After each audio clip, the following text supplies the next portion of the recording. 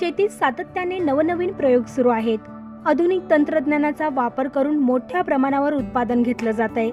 शेतकऱ्यांसमोर विविध संकट असताना देखील काही शेतकरी उत्तम प्रकारची शेती करत आहेत। कोपरगाव तालुक्यातील उकडगाव येथील शंकर निकम या तरुण शेतकऱ्यानं नापीक जमिनीवर आधुनिक तंत्रज्ञानाच्या मदतीने कलिंगडची शेती यशस्वी केली आहे। लेवलिंग करणं, पाटा टाकणं, मुरुम टाकणं याच्या संदर्भात आम्ही दरवर्षी याच्यामध्ये शेतीमध्ये इन्व्हेस्टमेंट करत बदल करत राहिलो।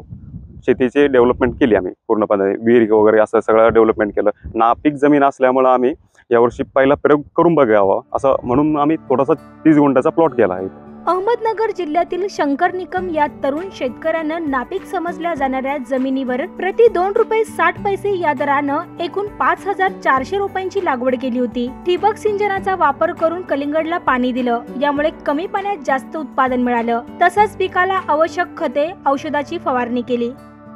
जवळपास 2च महिन्यात हे पीक तोडणीस आले। सर्वसाधारणपणे एक कलिंगड 5 ते 6 किलो वजनाचा आहे। बाजारात प्रति किलो 12.5 रुपये असा या कलिंगडला भाव आहे। एकूण 23 टन कलिंगडचे 2,72,000 रुपये मिळाले। खर्च जाता 1,80,000 रुपये एवढा नफा त्यांना मिळाला।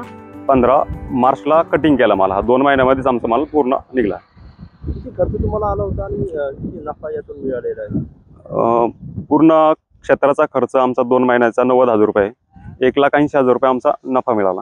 ह्या वर्षी पाऊस कमी असल्यामुळे पाण्याची खूप बिकट परिस्थिती आहे। आजूबाजूला पाणीच नाही कुठं। आपल्याला जेवढं थोडं पाणी होतं त्या थोड्या पाण्यामध्ये आपण हे ड्रिपच्या माध्यमातून व्यवस्थापन करून सगळं ड्रिपच्या द्वारे पाणी व्यवस्थापन करून सगळं देण्यात आलेलं आहे। कलिंगड उच्च दर्जाचं असल्यानं या कलिंगडास पश्चिम बंगालमधील मालादा मार्केटनी मागणी केली आहे। त्यामुळे महाराष्ट्राचं कलिंगड थेट पश्चिम बंगालमध्ये पोहोचलं आहे। आमचे कृषी सहाय्यक वैजापूरचे सतीश देशमुख यांच्या सहाय्याने आम्ही हे सगळं प्लॉटचं व्यवस्थापन केले आणि योग्य रोप निवडणं पण खूप गरजेचं आहे।